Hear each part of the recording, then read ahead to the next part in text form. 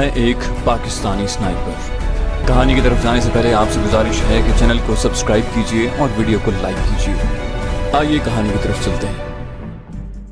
लीज़ोना के सर से लिपटे हुए दुपट्टे ने मुझे हैरान कर दिया था। सरदार की तरफ से पाकिस्तान आने की दावत मिलते ही उसने इस्लाम कबूल कर लिया था। उन दोनों का मिलाप देखकर जाने क्यों मेरा दिल गम से भर गया। सरदार खान को तो चिनारे बेगम का मुतबादिल मिल गया था, क्या मुझे भी पलवशा जैसा कोई मिल सकता था? ये सोच आते ही मेरे दिमाग में नीली आंखों वाली गुलगारे का खूबसूरत चेहरा आया, लेकिन सर झटकते हुए मैंने उस वाहियात सोच को दिमाग से निकाल दिया कि पलवशा की जगह कोई लड़की नहीं ले सकती थी। लीज़ोना के सर पर हाथ रखकर मैंने उसे खुशामदीद कहा। एयरपोर्ट से हम टैक्सी करवा कर मर्दान रवाना हो गए। वो रात मैं और सरदार बैठक में रहे थे, जबकि लीज़ोना उसकी बड़ी बहन के साथ घर में थी। अगले दिन दोनों का निकाह पढ़ा दिया गया। दोपहर को मुझे दुल्हन से मिलने का मौका मिला। सरदार की बहन ने उसे रिवायती दुल्हन की तरह सजाया था। लीज़ोना का मासूम चेहरा खुशी से खिल रहा था। मैंने उसके सर पर हाथ रखकर एक कीमती हार का तोहफा उसे दिया। वो पूछने लगी, एक बात कहूँ ज़ीशान भाई? मैं बोला, कहो। वो बोली, आप परेशान हैं या मुझे ऐसा लग रहा है? मैं दुखी लहजे में बोला, मैं वाकई परेशान हूँ मेरी बहन। थोड़े दिन पहले ही मेरी बीवी का हादसे में इंतकाल हो गया है। पलवशा को मरे हुए 7-8 माह हो गए थे, लेकिन ये कल ही की बात लगती थी।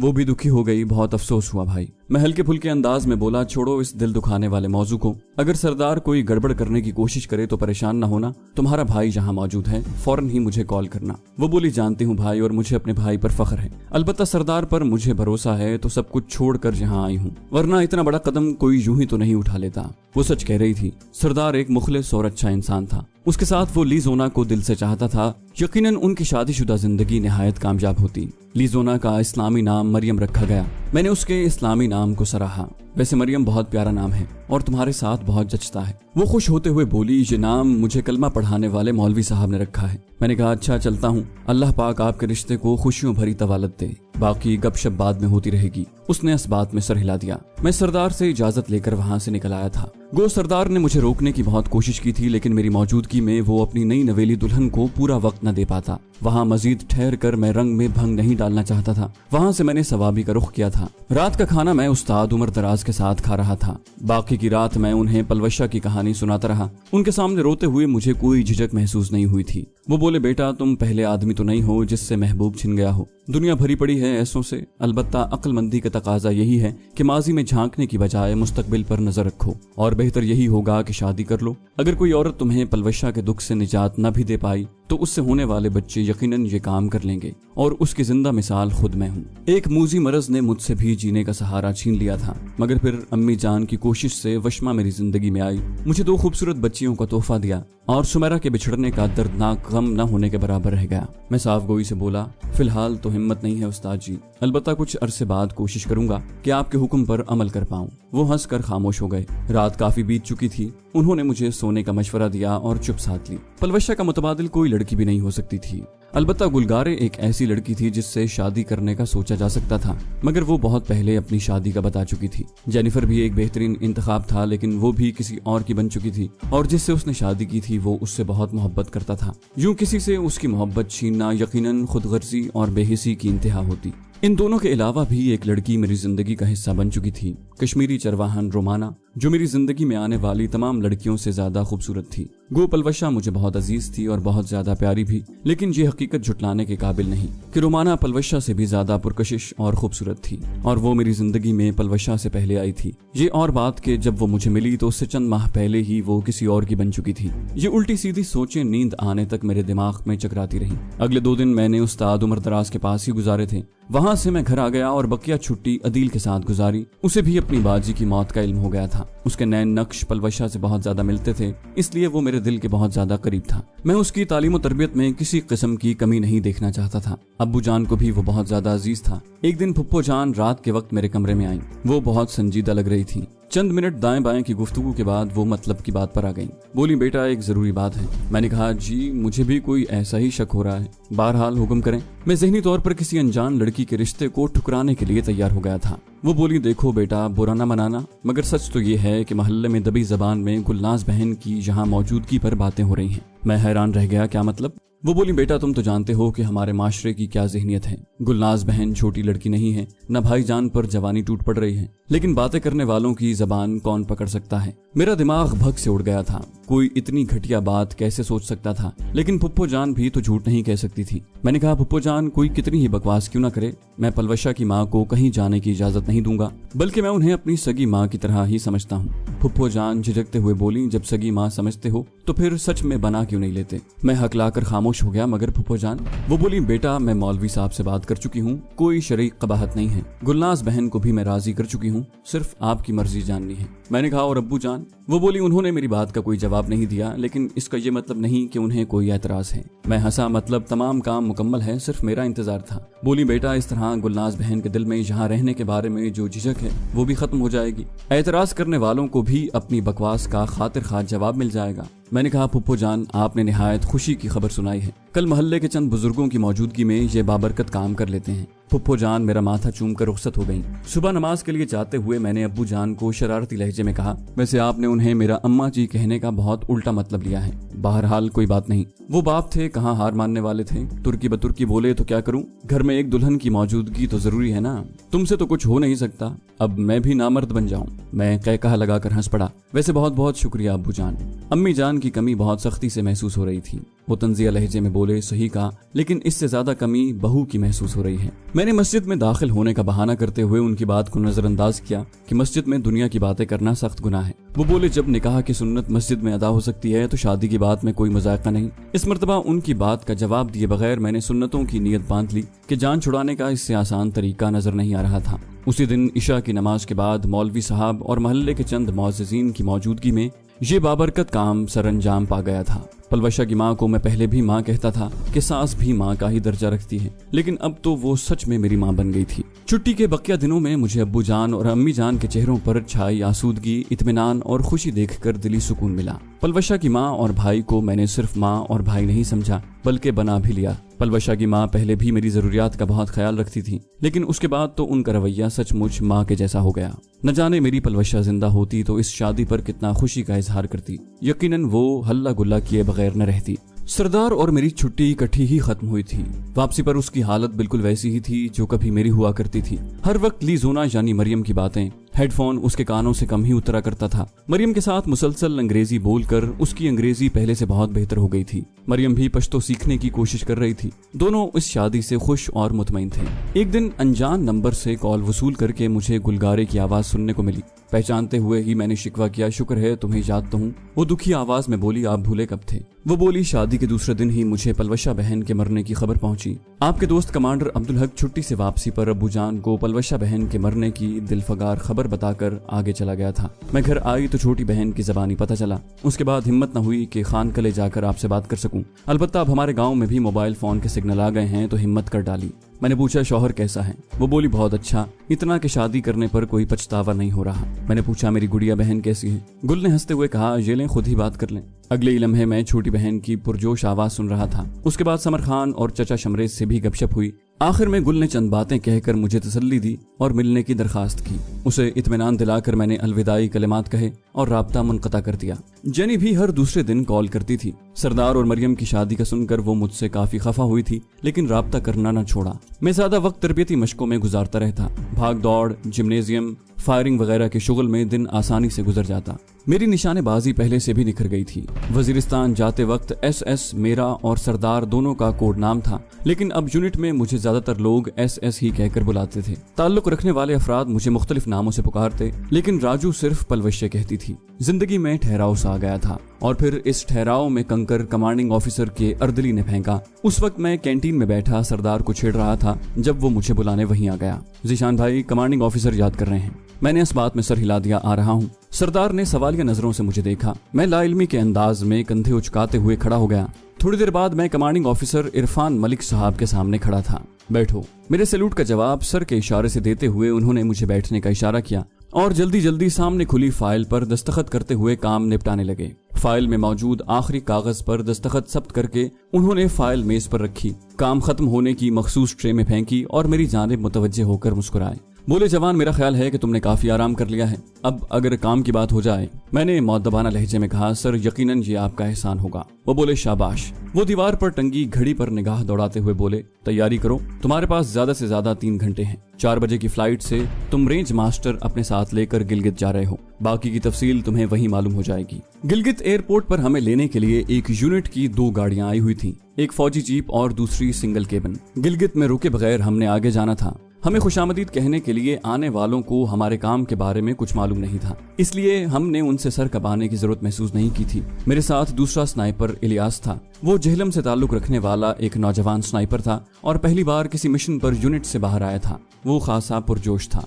रात की गर्मी यहाँ नजर नहीं आ रही थी। गिलगित से हमने जगलोट का रुख किया और वहां से अस्तोर रवाना हुए। 9 बजे के करीब हम अस्तोर पहुंच गए थे। रात वहीं आर्मी के मेहमान खाने में गुजारी और अगले दिन 8 बजे अस्तोर से रवाना हो गए। अस्तोर में अच्छी खासी सर्दी महसूस हो रही थी और मैं जानता था कि जैसे जैसे हम आगे बढ़ते जाते सर्दी में इजाफा होता जाना था। सरदार के मशवरे पर मैंने गर्म कपड़े अपने पास रख लिए थे। इलियास भी कोट वगैरह साथ लेना नहीं भूला था। एयरपोर्ट से ही मैंने अब्बू जान को कॉल करके बताया था कि चंद दिनों के लिए ऐसी जगह जा रहा हूँ जहाँ शायद बात ना हो सके। अम्मी जान से भी बात करके मैं दुआएं लेने में सुस्ती नहीं दिखाई थी। इस बार यूनिट से निकलते वक्त राव तसव्वुर साहब ने मुझे खुसूसी तौर पर चंद हिदायत की थी। अस्तोर से चिलम और वहां से बर्जल टॉप की बुलंदी का सफर तय करते हुए हमें दोपहर हो गई थी। बर्जल टॉप के बाद मुसलसल उतराई का सफर शुरू हो गया था। इस इलाके में मैं पहली बार आया था, इसलिए दिलचस्पी से दाएं बाएं का जायजा ले रहा था। यूं भी दाएं बाएं के मनाजिर देखने से ताल्लुक रखते थे। पहाड़ों से मेरा ताल्लुक बहुत पुराना है, लेकिन यहाँ के पहाड़ कुछ ज्यादा ही बुलंद थे। न जाने क्यों इन बुलंद पहाड़ों को देखकर पलवशे की यादें ज्यादा ही हमलावर हो गई थी। यकीनन हम दोनों ने जितना वक्त इकट्ठे गुजारा था वो पहाड़ी इलाके में ही गुजारा था। इसी वजह से पहाड़ों को देखते ही वो धम से आंखों के सामने आ कूदती।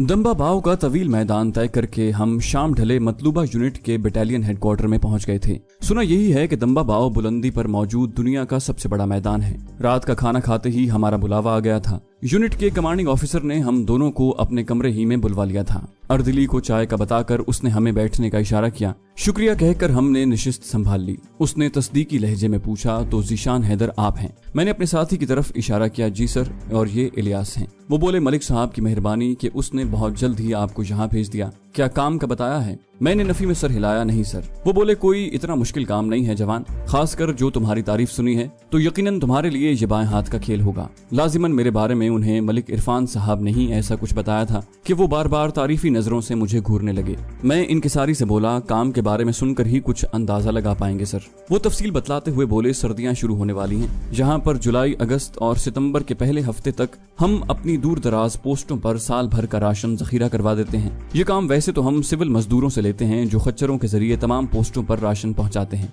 लेकिन 2 पोस्टें ऐसी हैं जहां सिविल लोग राशन पहुंचाने से घबराते हैं। इसकी वजह यह है कि एक तो दोनों पोस्टें काफी बुलंदी पर वाक़ हैं, यानी 19,000 फुट की बुलंदी काफी मानी रखती है, और दूसरा ये वो पोस्टें हैं जो कारगिल जंग में हमने इंडिया से छीनी थी और मुआहदे के मुताबिक बाकी इलाका तो वापस कर दिया था, लेकिन इन दोनों पोस्टों को मुआहदे में शामिल नहीं किया था। ये दोनों पोस्टें चूंकि हमसे ज्यादा इंडिया की पोस्टों के करीब हैं, इसलिए वो आए दिन इन पोस्टों को निशाने पर रखते हैं। आम दिनों में तो हमें फायरिंग के तबादले में कोई खास मसला नहीं होता, अलबत्ता राशन की तरसील के दिनों में हमें मुश्किलात बढ़ जाती हैं। इन दोनों पोस्टों पर फौजी जवानों ही को राशन चढ़ाना पड़ता है, और एक जवान जब कंधों पर आटे या चीनी की बोरी उठाकर मुश्किल चढ़ाई तय कर रहा हो तब वो फायर का जवाब नहीं दे सकता, बल्कि उसके लिए तो अपनी जान बचाना भी काफी दुश्वार हो जाता है। इन दोनों पोस्टों में फहीम पोस्ट पर हम राशन स्टोर कर चुके हैं, अलबत्ता खुर्रम पोस्ट पर आधे से भी कम राशन पहुंचा पाए हैं। ये तफसील बताते हुए कमांडिंग ऑफिसर शहजाद अकबर उठकर दीवार के साथ टंगे हुए नक्शे के पास पहुंचे। ये फहीम ओपी है और ये खुर्रम ओपी।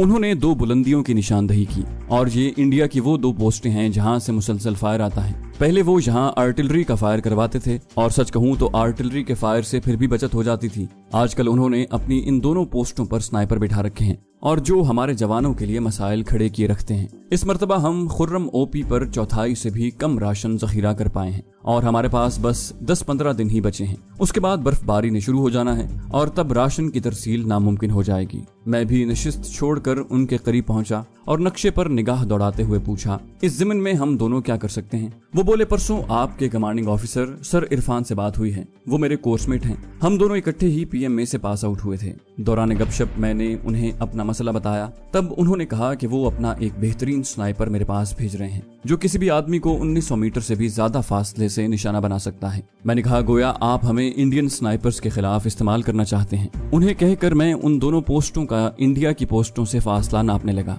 शहजाद अकबर साहब बता रहे थे इंडिया की एक पोस्ट फॉरवर्ड 1 और दूसरी को 777 कहते हैं। उसकी बुलंदी 17,777 फुट है और 1777 को मुख्तसर करके 777 कहते थे। आप दोनों में से एक को खुर्रम ओपी और दूसरे को फहीम ओपी पर जाकर दुश्मन के स्नाइपर को मुंह तोड़ जवाब देना पड़ेगा। मैंने कहा मेरा ख्याल है ये काम हम फहीम ओपी पर जाकर बेहतर तरीके से अंजाम दे सकेंगे। यूं भी हम स्नाइपर्स जोड़ी में काम करते हैं और मेरा साथी पहली मर्तबा मैदान में आया है, इसे मैं अकेला नहीं भेज सकता। कर्नल साहब मोतरिज हुए मगर फहीम ओपी से 777 का फासला 2000 से ज्यादा बनता है। मैं इत्मीनान से बोला सर ये मेरा दर्द सर है, आप हमें कल का दिन दें और परसों इंशाल्लाह आप अपनी राशन जखीरा करने वाली पार्टी चलाना शुरू कर दें। उन्होंने पूछा और कल? मैंने कहा कल चंद जवान खाली झोले लेकर ऊपर चढ़ाई चढ़ेंगे ताकि फायर शुरू होने के बाद खुद को आड़ में रखकर महफूज कर सकें। ये जवान बस दुश्मन के स्नाइपर्स के लिए बतौर चारा पेश किए जाएंगे। वो बोले तुम दोनों किस वक्त निकलोगे? मैंने पूछा यहाँ से फहीम ओपी का फासला कितना है? वो बोले फासला तो काफी है मगर उसकी बुनियाद तक आपको गाड़ी छोड़ आएगी और उससे आगे भी 3-4 घंटे लग जाते हैं। मैंने कहा तो हम अभी निकलेंगे।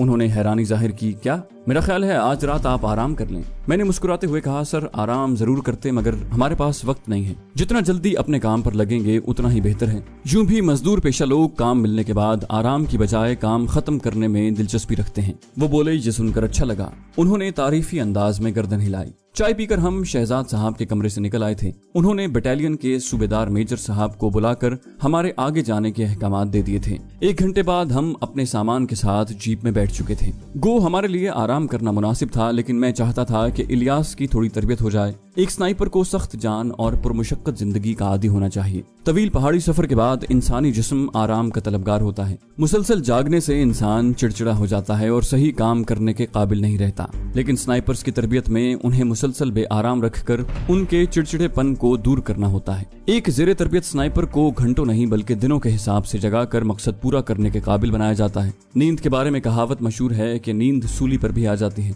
लेकिन उसके साथ ये भी हकीकत है कि स्नाइपर को जब तक वो खुद ही न सोना चाहे अपनी मचान पर नींद नहीं आना चाहिए। हमारा ये मिशन काफी आसान था और मैं नहीं चाहता था कि इस आसान मिशन की छाप इलियास पर ऐसी पड़े कि वो हर मिशन को यूं ही आसान और आरामदेह समझता रहे। गो वक्त आने पर उसे मालूम हो जाता मगर उस वक्त शायद वो ज़हनी तौर पर तैयार न होता और ऐसा होने की सूरत में यकीनन अपना नुकसान कर बैठता, जबकि अपने शागिर्द को मैं यूं ही नुकसान उठाने के लिए नहीं छोड़ सकता था। अपने पहले मिशन में मैंने अपने मोहतरम उस्ताद सादिक को शहीद होते देखा था। उसने अपनी जान देकर मेरी जान बचाई थी और उसी मिशन का असर था कि बाद में मुझे हर किस्म के हालात को बर्दाश्त करना आ गया था। गो हालिया मिशन में जान जाने जैसा तो कोई मामला नजर नहीं आ रहा था, लेकिन मैं इलियास को बेआराम तो रख सकता था ताकि उसे भी मालूम हो कि अमली जिंदगी तरबियत से मुश्किल होती है। हम 2 घंटों के ड्राइविंग के बाद फहीम ओपी के बेस में पहुंच गए थे। उसका बेस भी सतह समंदर से 14,000 फुट बुलंद था, जबकि उसकी बुलंदी 19,000 फुट थी। गोया 5,000 फुट की बुलंदी हमने पैदल तय करना थी।